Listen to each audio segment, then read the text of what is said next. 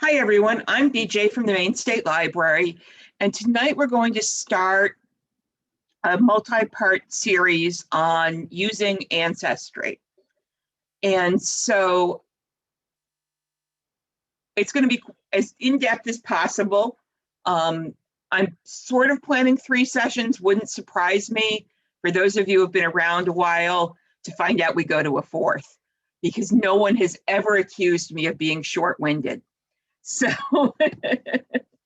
my goal is that by the end of this, that you will feel comfortable using Ancestry, know how to make it work for you, and that you'll know as much as I do about the quirks of how to find things at Ancestry. So I'm going to share my screen. I've got a PowerPoint I'm going to go through that explains a lot, and then we will, are you seeing my screen with the PowerPoint? Okay, so let's go to the slideshow.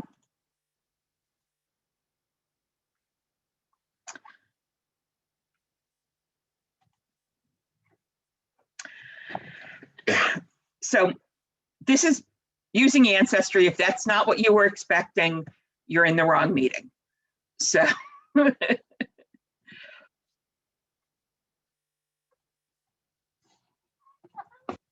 now, if this is your ancestor, a man with a big nose, I can't help you. Ancestry can't help you. Okay, this is an old census record, and oops. Obviously, that's something that can't be helped. But short of situations like this, there are a lot of tricks for finding things at Ancestry. So Ancestry is an absolutely wonderful resource, but it's also a huge sprawling mess. And it's not surprising. Think about it. If I go into the Bureau of Motor Vehicles, their database is focused on one thing, around using an automobile. So they've got car registrations, they have driver's licenses, they've probably got a database of inspection stations, and maybe of people who've got traffic tickets. But that's all they've got.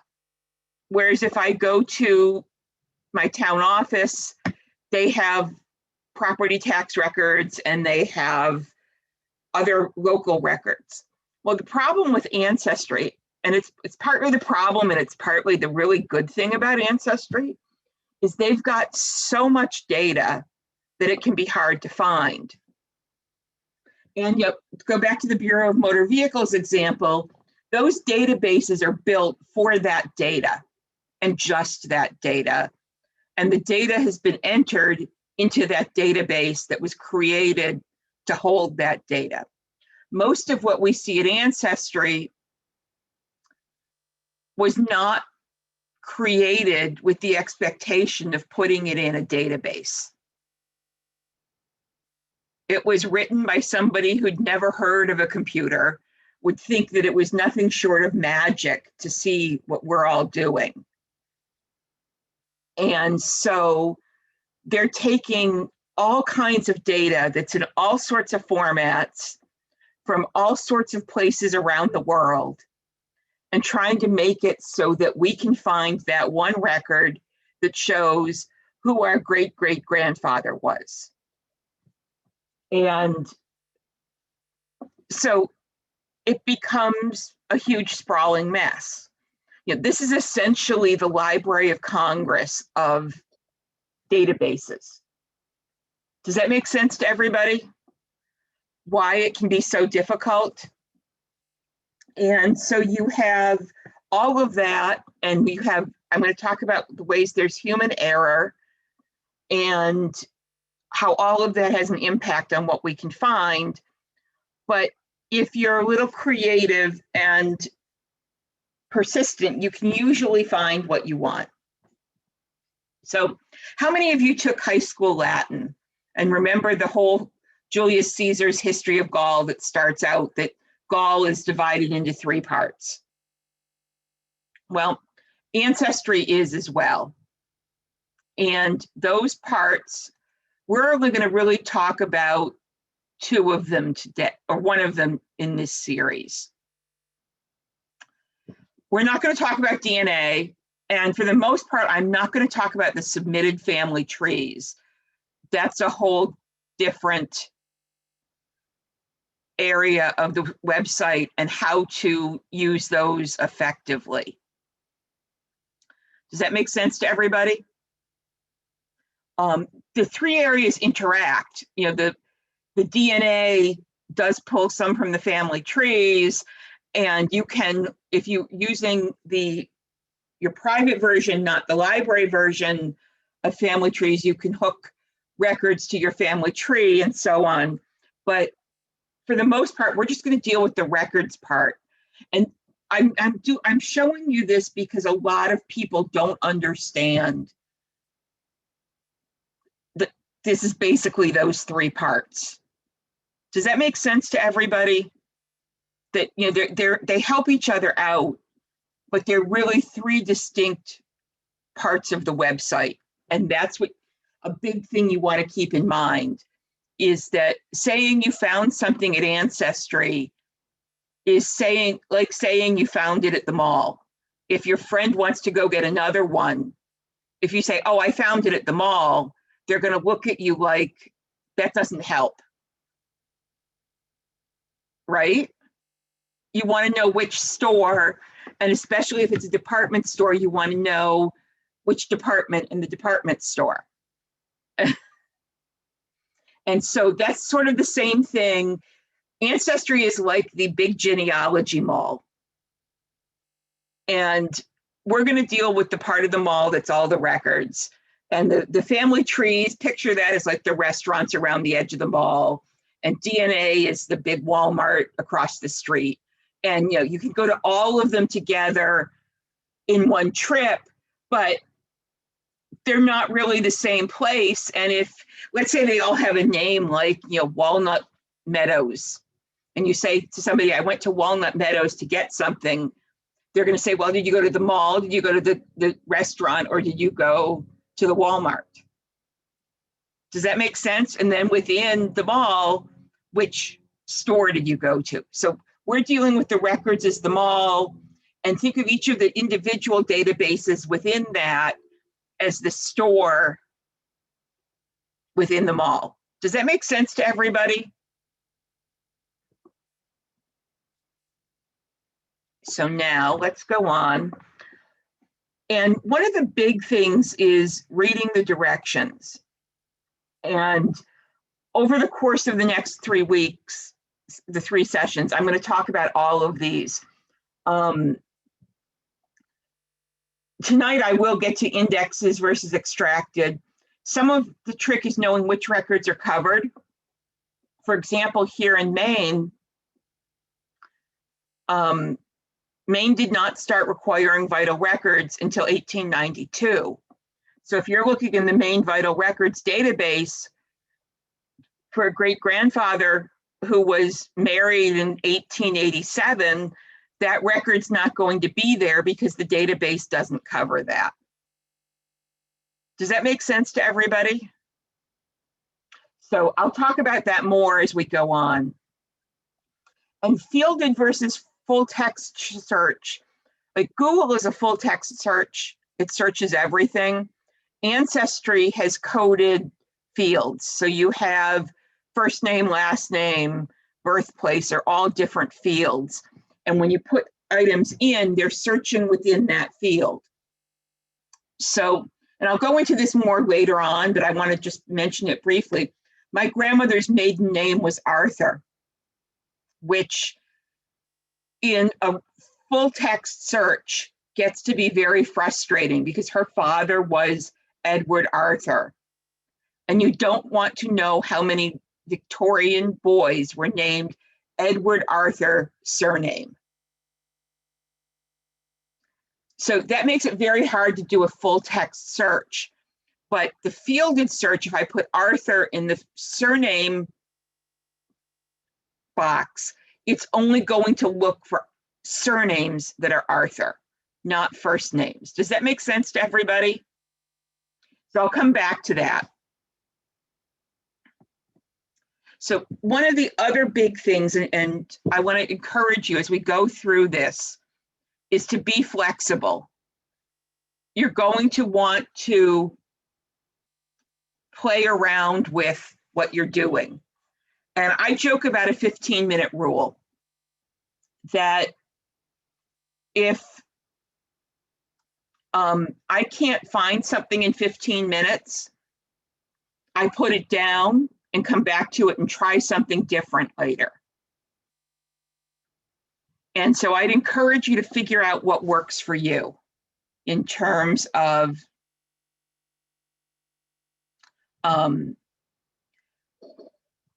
your frustration level, your skill level, and so on. And I would highly encourage you, if you are doing this and you get stuck, email me and we can set up a one-on-one Zoom and we can work through it. Just the way if you were coming into the library, I'd help you work through it. Okay?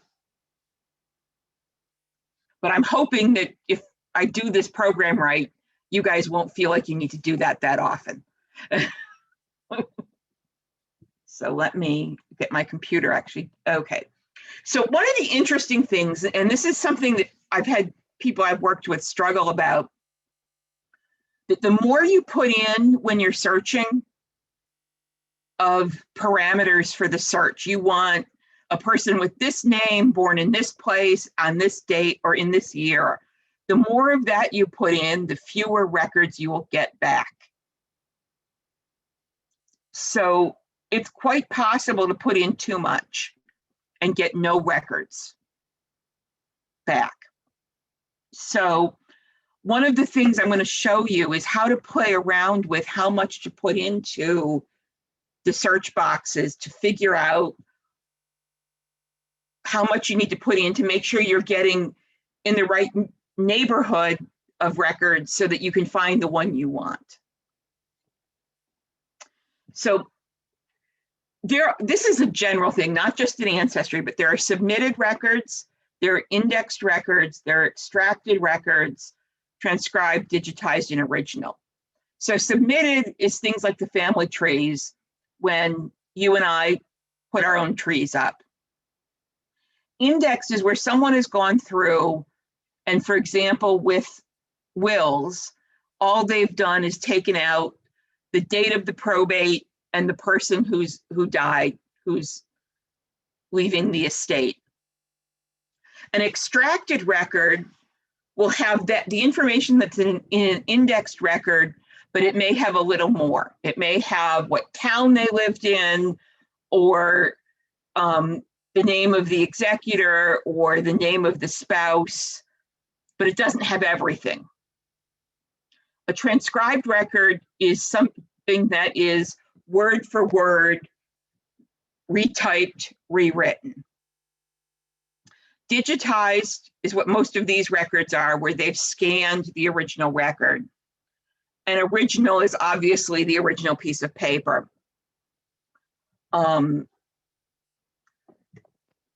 Generally, if you see a record at Ancestry that's been digitized, for most purposes, it counts as the original, at least in genealogy terms. It may not count, for legal probate records. There's a few cases I've run into where it would be really nice to tell if that additional writing is in red rather than black or something like that. But for the most part, you can assume that the record you're looking at. Oh, and the one other thing is occasionally I've discovered that an original record has something on the back that did not get photographed when they digitized it. But 95+% of the time, you can assume that the digitized record you're working with for genealogical purposes is as good as the original. And so at Ancestry, you have almost no transcribed records unless it's a case where it was transcribed into a book and they've digitized the book. There are some of those, like with early New England wills, and court records, you will find that they were transcribed in the late 1800s, early 1900s, and those books are out of copyright, and so Ancestry has digitized those books. But, and obviously there's no actual original records at Ancestry. So let me do a walkthrough, and some of you will have seen this before, but it's a great example, so I keep using it. So here we have in the tree section of Ancestry, Ithamar Wilkins, and he's in a total of 370 trees. Now, these are all things that have, people like you and me have submitted and put in this information. And as you can see, you have different levels of how things have been put in and so on. And it's a mishmash of all the different parts of his life, and no one record's going to have all of this. This one happened to be from Family Search because they used to have an index at Ancestry, and I don't find it anymore, where, as you see, it just has the very basic information. This is from the TAN books that were done 125 years ago of Massachusetts Vital Records. And I've put them in as extracted because they stick with the original spellings. They'll have annotations if there were annotations in the original. And so you can see here with our Ithamar, there is an annotation, and a lot of you have seen me go through the whole thing on that and what that is. And then here's a 19th century copy that's been digitized. And then here's the 18th century, as close to the original as we've got. And so that's the sort of thing you're seeing. And you want to get back to this record as much as you can, just because it's the least likely to have problems. It's the closest to when the event happened. So why do people have trouble searching Ancestry? Well, one of them is that names can vary. There can be issues with the indexing. You can have cases where the indexer has misread something or has skipped a line when they did the index and things like that. Search strategies, as I said, you maybe put in too much information and it didn't quite work. You hit exact name when you've got a last name like Reed that can be spelled R-E-E-D, R-I-E-D, R-E-A-D, and who knows what it's going to be in any particular record. When I first started helping other people with their genealogy, I volunteered at a family history center. I was living out in Ohio at the time, and I think it was like the third patron I helped at that family history center insisted that her family had always spelled her name R-E-E-D, and there's no way it could have been any other way, and would not look at any records that weren't spelled that way. And if she hasn't budged on that, she's still looking. And that was 23 years ago, 24 years ago now. So that tells you something right there. Sometimes what you know is wrong. I've had cases where somebody thought their grandmother was born in one town and they were born in another. You need to remember that the records are generated where the event happened. So for example, my mother's death was recorded in the town next to the city I grew up in because she happened to be at a hospice care center for the last 36 hours of her life. And so her death is recorded in Cheektowaga, New York, not Buffalo, New York. Because now in New York, those are at the county level, so not a big deal. But here in Maine and in Massachusetts, where things like that are recorded at the town level, being a town or two off can be a problem. Does that make sense to everybody? And sometimes the record's wrong. I'm going to show you examples where the record has the wrong information. I can tell you my great-grandfather stunk at names. He sent me on multiple wild goose chases. My brother inherited that. He had to really think about what our grandmother's maiden name was, that Arthur. Because, you know, we've never really met anybody from that side of the family. And so, you know, and when we were kids, my aunt and uncle who lived in Massachusetts weren't their names, but were, you know, the people with a driveway that goes like this and then a swoop of his arm because their driveway went down from the road and curved into their driveway because they were on a hill. And so, you know, you get somebody like that, the informant on a death record, and they may not know what their grandmother's father's name was. So here's a big one. Spelling does not count, period. Spelling does not count. And I'm going to say that again, it really doesn't count, seriously. Now, the advantage to databases like Ancestry and Family Search is they've written their internal search engines to take this into account, but they also do weight the way you put something in higher than the variations. Or if you've got a name that's been abbreviated, like WM for William, that may come up. You may be otherwise have everything right, and because that name was abbreviated, they may come up on page 13 of your records rather than page 1, where they'd be if William had been written out. Does that make sense to everybody? So, you know, the idea that a person has one official, never changing except when a woman gets married name is really a 20th century invention. So instead of getting frustrated at the lack of spelling, it's helpful to work at going just a different era, different way of interacting with written records. Let it go. You know, but if you think about it, our great-great-grandparents didn't have driver's licenses, didn't have health insurance cards, didn't have, for the most part, didn't have passports, didn't have, you know, plastic hadn't been invented, so they didn't have a credit card. And so their experience of having their name written is very different from ours. And so one way to reduce your frustration is to work at getting out of that mindset that, you know, so if somebody's in the records as Peg and her name was actually Margaret,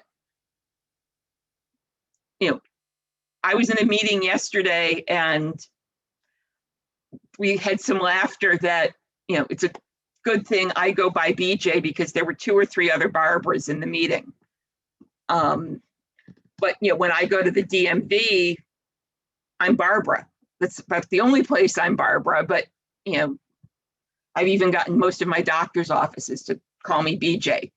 But you understand that in official documentation on my health insurance card and driver's license, I'm Barbara. So that's something to think about. And remember, often our ancestors were not giving proof when they did something. If they went to get married, they did not have to produce a birth record. When the census enumerator came around, they didn't ask for birth certificates for the 6 or 7 kids. And so maybe the mother who's making dinner for her family after sewing all day in a factory forgets that one kid was born in Connecticut instead of New York because they moved in search of better work for a year. You know, they really just wrote, you know, whoever was writing the record, the clerk or the minister, census enumerator, was only writing down what they were told. And actually, more accurately, they wrote down what they thought they heard.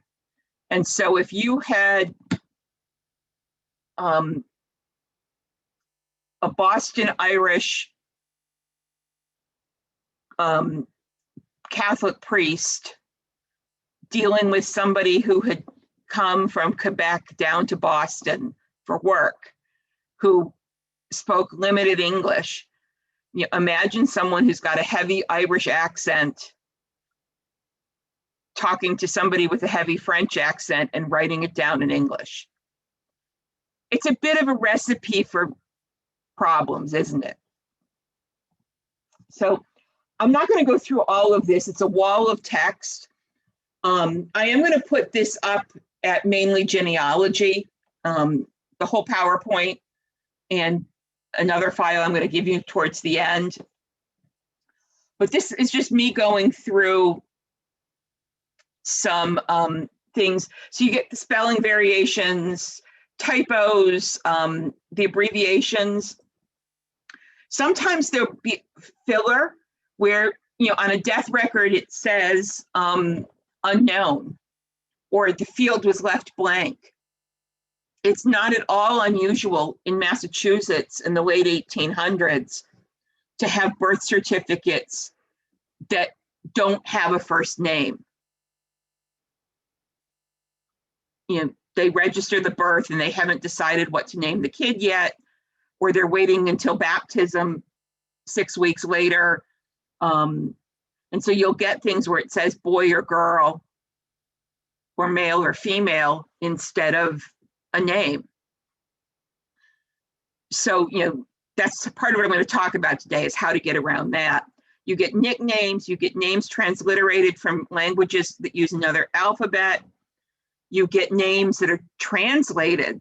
I dealt with a friend's family, and as far as we can tell, their last name was Blanco in Italy, and they went by White here, which is just a translation of the name. I've dealt with people both named Jacob and Jacques, who ended up going by Jack in the US, even though that's in English, that's a nickname for John, whereas Jacob and Jacques are Jacob and James. And sometimes people coming from somewhere else choose a completely different name to assimilate. I'm sure you've all met people with, you know, names that are much more American than their last name in their experience. So, and here's another one. This is looking at US presidents, and look at some of the ways you can see them goofed up. Tommy Jefferson, Quincy Adam. How about Vinnie Coolidge for Calvin Coolidge? I mean, I doubt anybody called him Vinnie from what I've read about him, but you know, you never know. When he was a kid, maybe that's what his, you know, you could have somebody whose siblings called him something like that to distinguish him from their Uncle Calvin, that he didn't use as an adult, but when you find him on the census at 6, he's got that name. Here's one, Lyndon B Johnson. Maybe instead of Lyndon, somebody heard Len instead of Lynn. And so I just have this up and I said, you know, or how about this spelling of Buchanan? Would you ever expect that? You know, Bukanon. That's not how it's normally spelled. And somebody asked about wildcards. I'll get to them. That's later in the program.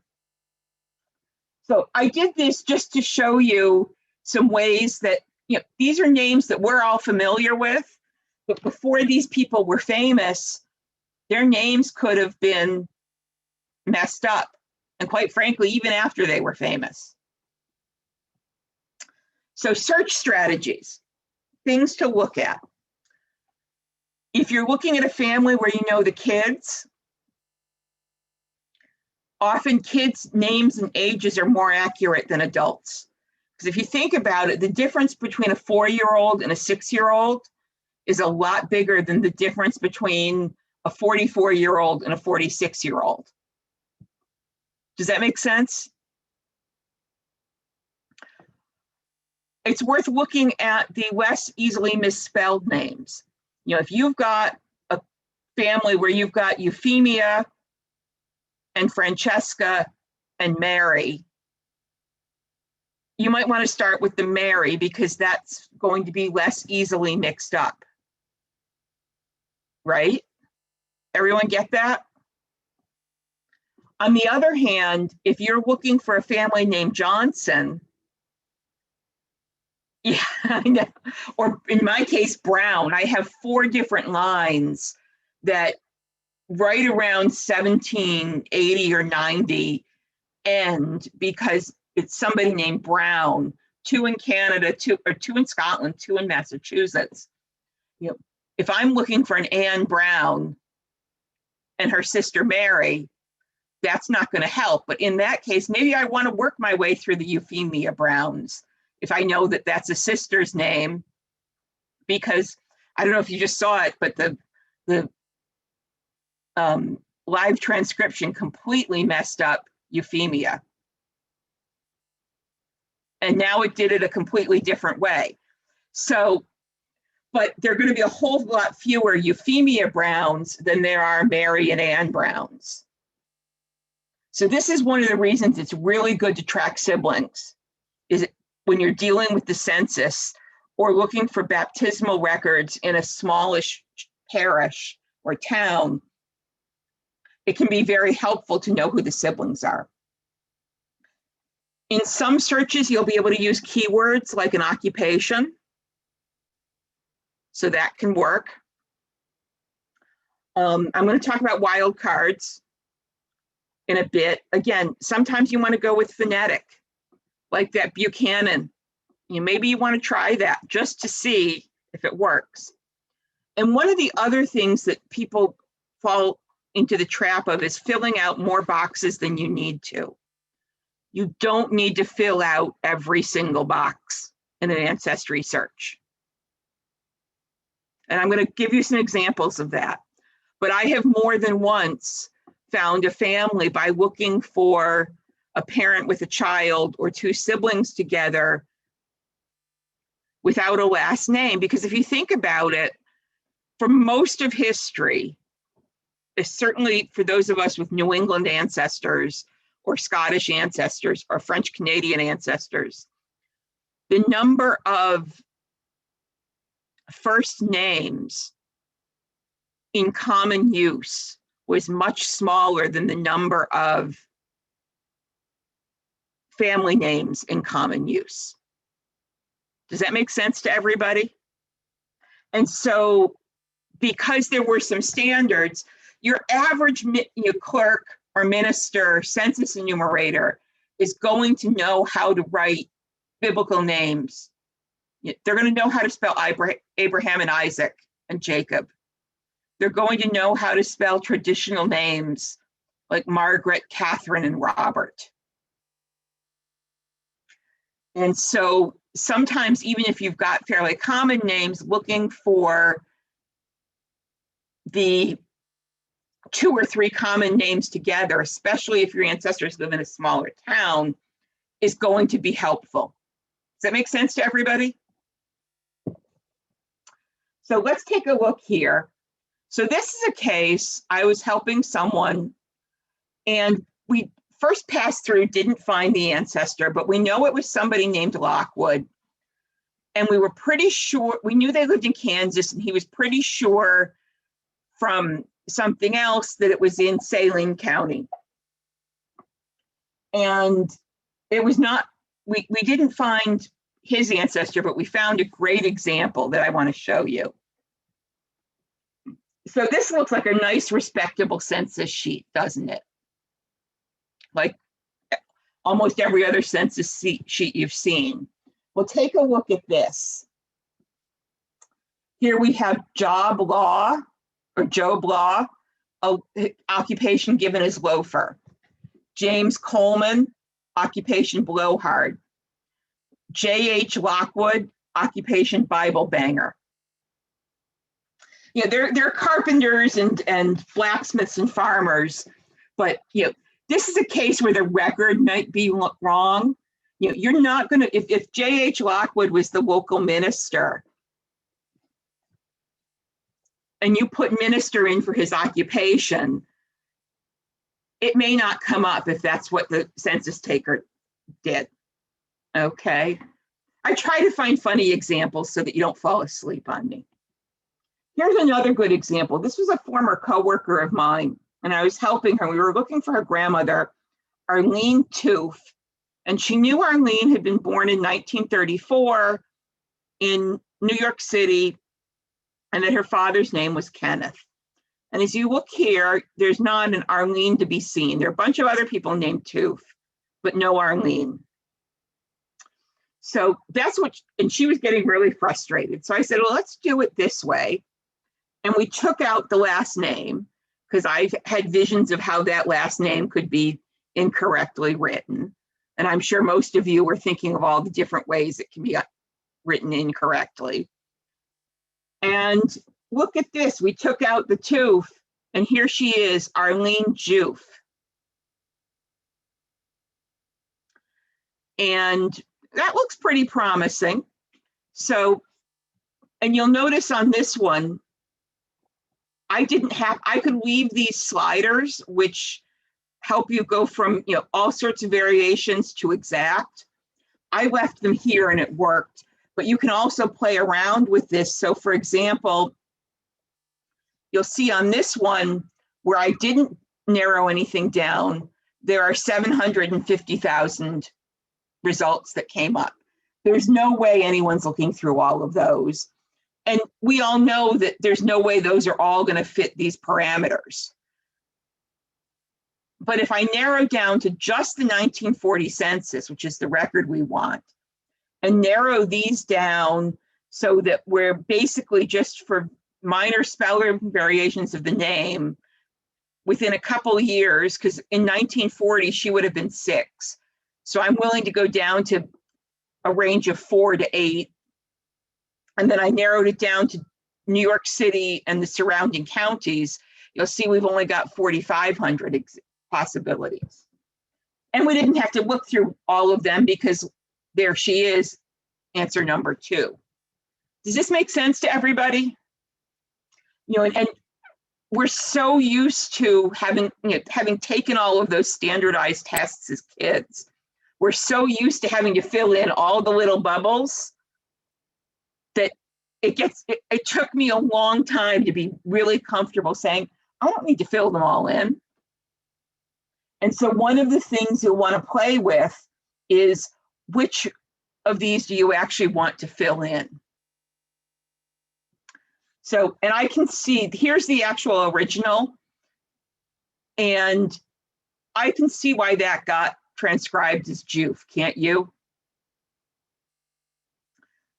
Although it's pretty clear if you look, this is how he made his, the enumerator made his J's, and that, that's an F. So, that's a T, but this is a case where the person indexing this, who's indexing it for Ancestry, unlike those of us looking for our ancestors, the indexer is looking word by word. Whereas if you had been looking through, you would have done, and to make sure, you would have done this looking at the other letters to see if that was a J or a T. But the indexer is trying to get a lot done. And so they're just looking word by word. Does that make sense to everybody? How you get these transcription errors? And just briefly, this is a case, one of the other things when you can't find something, for example, both Family Search and MyHeritage also have the US Census, indexed by different companies and people. So you can sometimes switch to one of the others if you're not finding what you want, and maybe it's been indexed differently. Here it was. So So wild cards. What if you've got a name like Stevens, where you don't know whether it's PH or V in the middle? Well, if you put in an asterisk instead of either the P, H, or the V, it will get both spellings. Or, my great-grandmother was named Patterson. I might put in P-A asterisk E-R-S-O-N. Often when I'm searching on my name, instead of the I-E, I put in an asterisk. So it picks up all those spellings. You do need to have at least 3 letters of a name. You can't do, for example, M asterisk G asterisk and go from there. You need 1 more letter. And at least the first or the last letter must be actual letters and not a wild card. So you can have a wild card at the beginning or the end, and this end one can be nice. Like if you've got a name like Zimmerman or Hoffman, where you can get 1 or 2 ends. Generally, at the websites like Ancestry, they've built in the 1 and 2 ends into their search engine. But if you're getting stuck, it's always worth trying just in case. Because what if it was misread as Johnson with an M at the end? That may or may not get picked up. And the other thing I'm going to switch to looking at Ancestry at this point is a global search versus a category search. They're searching the whole site, all their records, and then you can also search a particular database. So let's go to Ancestry. Do you have my screen now at Ancestry? So this is, as I said, this is the library version. If you're here in Maine, you can start at library.digitalmaine.org and use this for free at home, at least until June 30th. You can't build a tree here, but you can use the records. And there will be this little orange send document. So if you're not on your own computer or your printer's not working, you can send the document to yourself and print it out later. So let me show you. So we can search here, see where it says all categories, or we can narrow it down to census, birth, marriage, and death, military, immigration, and travel. So let's start with an all category search. And let's say I'm not quite sure of my great-grandmother's maiden name, but I know she was named Grace, and I'm pretty sure she was from Salem, Massachusetts. And I've seen a gravestone with 1880 as her death date.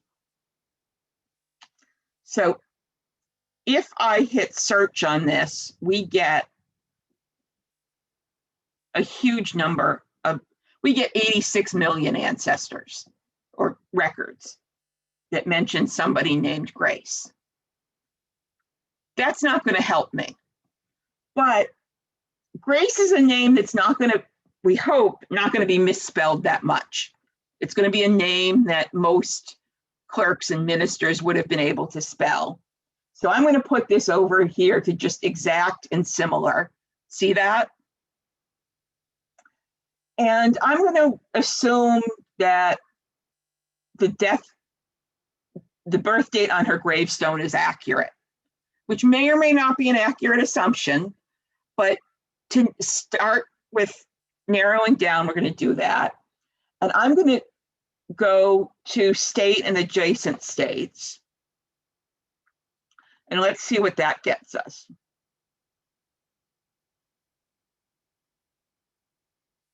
Well, we've got 67,000. And as you can see here, we have 30,000 plus census, 10,000 plus marriage and death, only 63 military, which kind of makes sense for a woman. Seventh, so, you know, but let's do this and put it all the way to, we're going to say, let's start with the assumption that she was indeed born in Salem. And if we hit update, come on.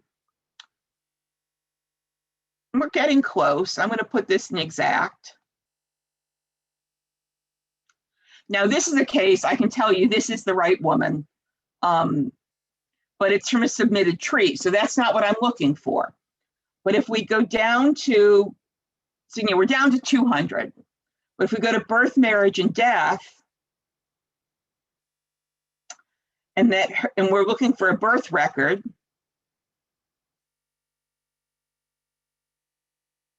and then we go to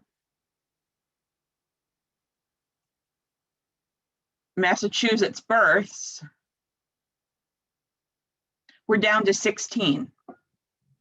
And this you can look through and go, oh, that's the right person. So see how I found somebody? And yes, this Grace Bosson, and her first name, I've never seen misspelled. I've seen Bosson completely all sorts of ways that I would have never predicted. And so it's one of those names I often start with not putting it in and seeing if I can use other fields to narrow down what I want to find. So one of the interesting things, so let's say I wanted to look for somebody else in this same database, okay? I could hit edit search. And what you're going to find is when you hit edit search, what fields you get here will vary. You'll notice there's no category here for sibling because I'm looking for birth records and there's not going to be a sibling name on a birth record. But if I'm looking in a census record, it will actually have spouse and sibling as choices here. Does that make sense to everybody? So let's say I wanted to find out if this couple who were Harvey Bosson, and I'm just going to put in Lizzie for her mother's first name because names aren't always great at, records aren't always great at having mothers' maiden names. So all I'm going to put in is the father's name and the mother's first name. I'm actually even going to take the year out.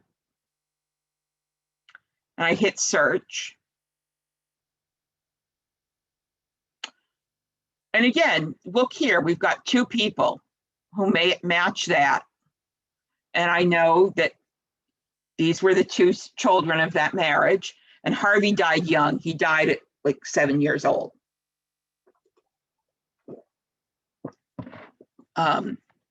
So this is a case where I just put in the parents' names and not any children's names. So if I went with somebody else, let's do,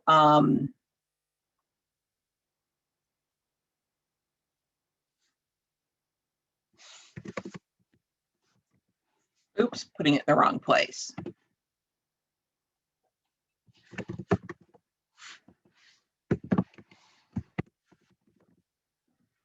And we're going to put in Danvers.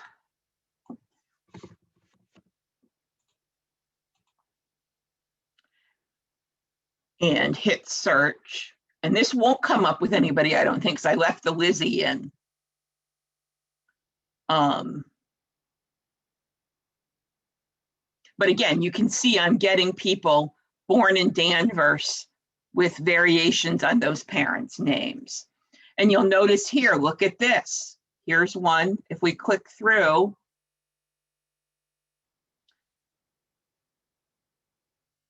and we'll find him.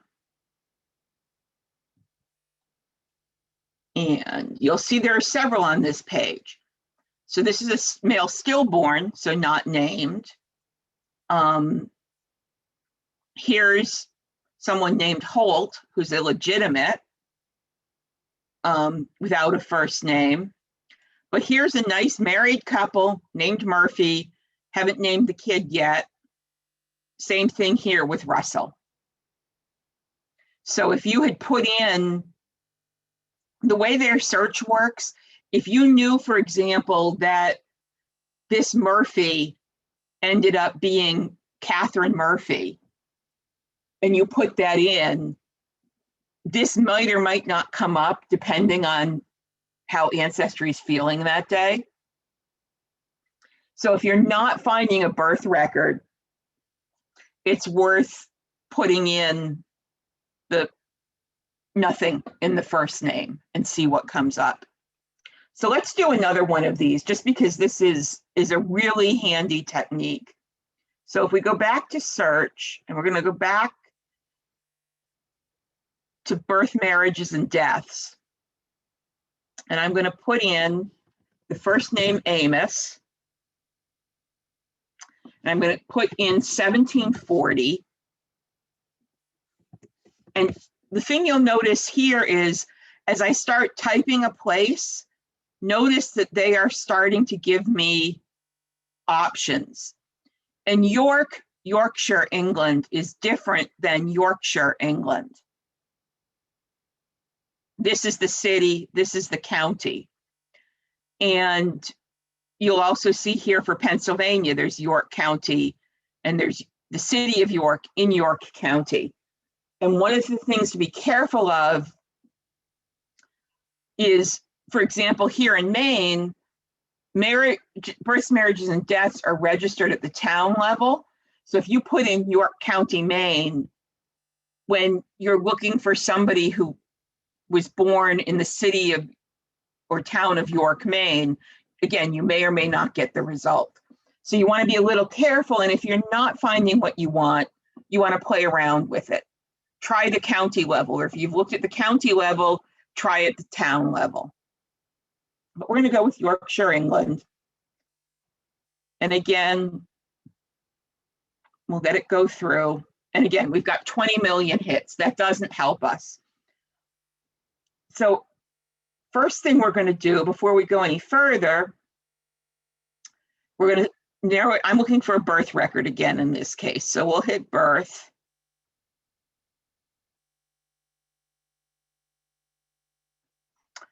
And you'll see there are different things. Well, I obviously, if I'm looking for somebody I'm pretty sure was born in Yorkshire in around 1740, Australia from 1788 to 1922 is not going to help me, right?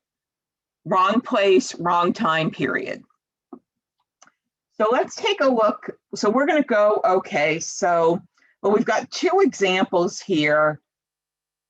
We've got England from 1538, and we've got England from 1530. So let's just choose this top one. Well, we're now down to 2 million, so we're getting there. So let's do, but you'll notice I haven't narrowed any of these. Now, Amos is another name. There are some ways it can be misspelled, but not that many. And we're going to narrow this down to a 2-year period. And right now it's looking everywhere, and we're going to narrow it down to just Yorkshire.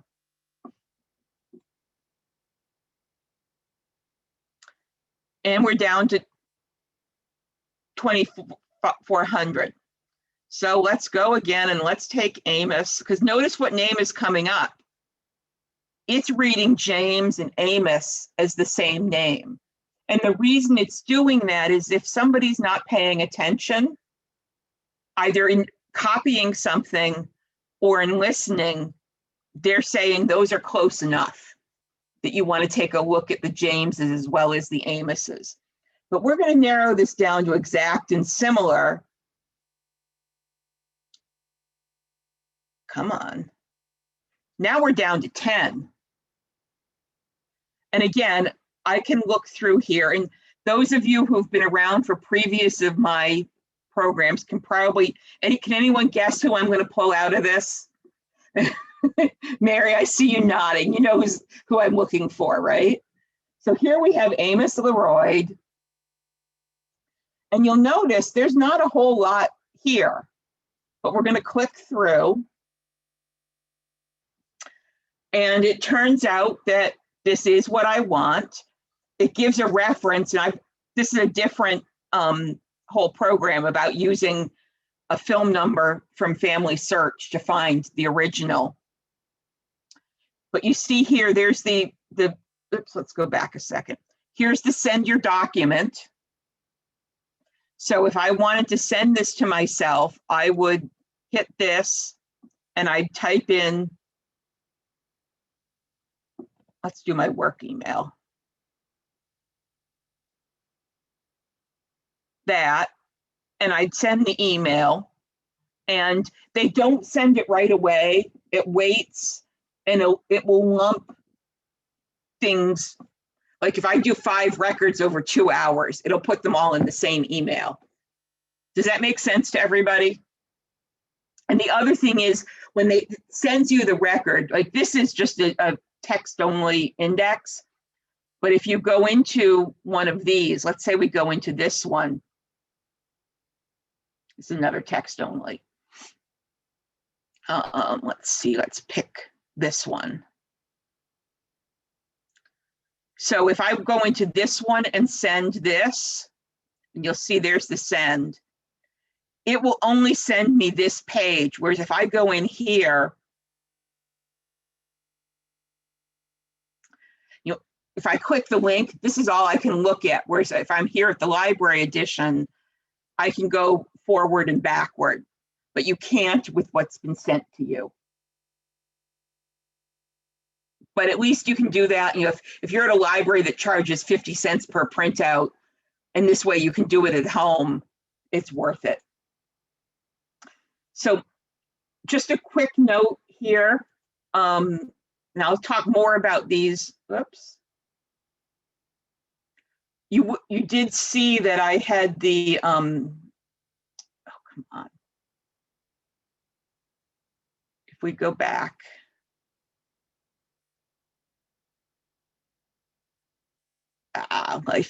So let's do this over just so you see what I did. I put in Amos in Yorkshire and 1740. I put that in because let's say I had an age at time of death. And you'll see here, again, we can put in some of these. And if I'm looking for a birth record, it's not going to make sense to put in a spouse or a child. But you can sometimes, some of the records, for example, some of the census records, you could put in an occupation. And again, we're going to bump these way over so that we're already narrowing it down.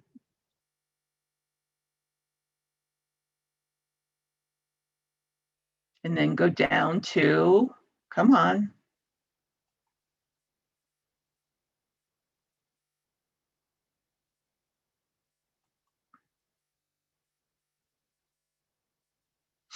And you'll notice one reason I keep going down, see how this is displayed?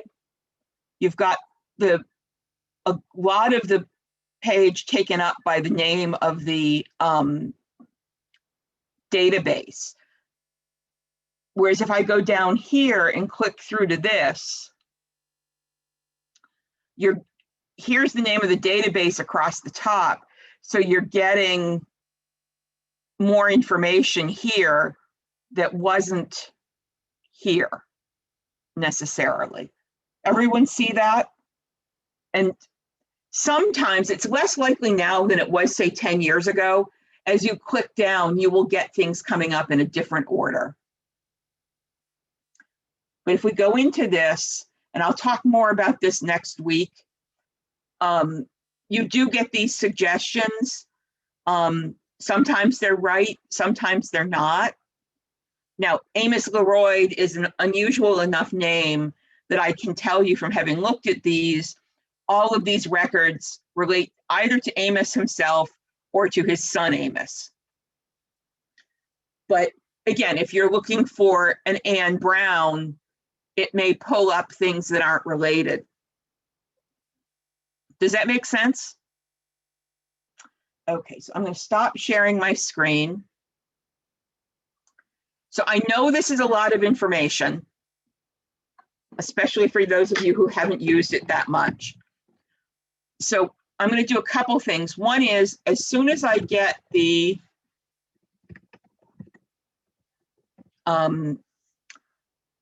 recording from this, I will put it up at YouTube. I'm also going to put up the slides from the PowerPoint at mainlygenealogy.com, which I just put in the chat. I'm going to put in my work email as well.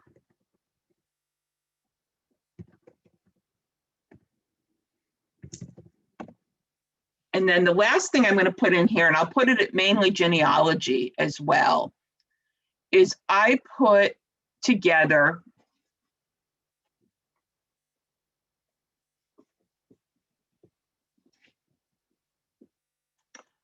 a practice sheet. I'm not going to call it homework.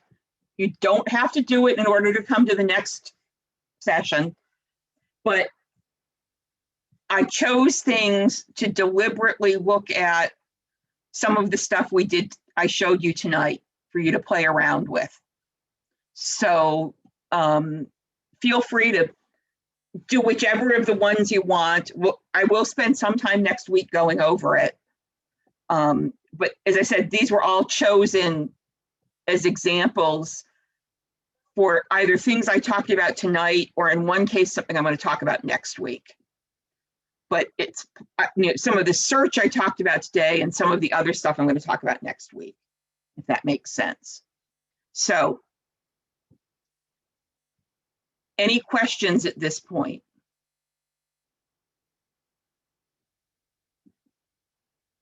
I tried to break this down. One of the problems with something like this is it's so complicated that you need to do A before B, but in other places you need to do B before A. And a lot of this is practice. It's realizing that you cannot break Ancestry. They have people testing it, so you cannot break it. I promise. They pay people to try to break it before they let it out into the wild. It's like with everything, it's practice. So I encourage you, one advantage for those of you here in Maine, for the library edition being free till the end of June, is you can practice all you want. And it doesn't cost you anything. If you're not here in Maine, check with your local library, your state library, the biggest library system in your state. Often one of the big cities in the state offers library cards to everybody for free for their databases. So any questions? Oh, let me turn my video back on. Sorry. Any questions at this point?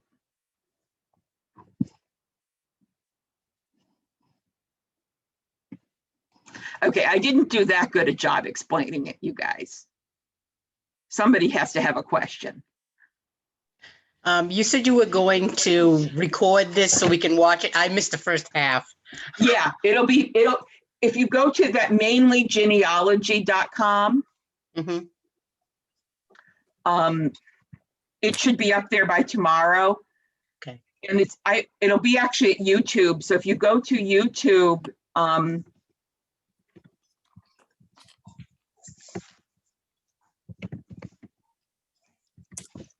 and search Genealogy Maine State Library, it'll come up there as well. Okay, thank you. And it's library.digitalmaine. Oops, I mistyped that. I'm sorry, hang on. Library.digitalmaine.org. If you're here in Maine. Okay, let's see. Lois, do you have a question? Hey, you're muted. Let me unmute you. You'll need to unmute yourself.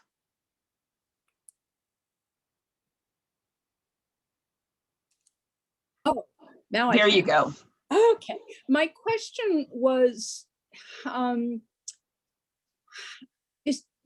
you go internationally with what's Yes. available? I can like go to, Like this Amos Leroy is in England. okay, but could you go to Poland? I don't know how much they have for I Poland, don't either. but it's worth looking. I will say the sort of conventional wisdom is that MyHeritage is working at doing more with Eastern European records, as is Family Search. But you know, the answer, I can't tell you how many times people ask me, what's the best genealogy website? And the answer is the one that has the record you want. Yes. And so often the best place to start is if you Google Family Search Wiki, and it's basically a genealogy Wikipedia. And you can look under Poland. And if you go to YouTube and search for genealogy at the Maine State Library and look for things about that I've done in the past about Family Search. Or the other possibility is I may put a program together, or you can schedule a one-on-one and we can do a one-on-one Zoom. Great. And That would work be wonderful. through looking for stuff. Okay. Okay.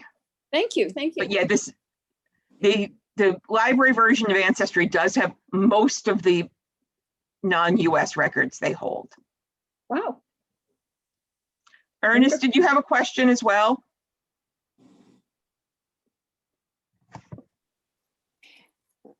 BJ,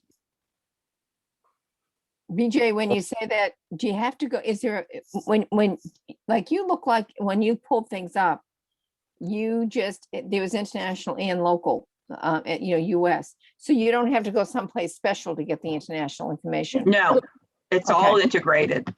Okay, great. Okay. This has been excellent tonight. Yeah. Ernest, your question. Yes. I sent you an email earlier today. And what I was going to ask you is, you seem to be real sharp on Maine itself. I'm in Wisconsin.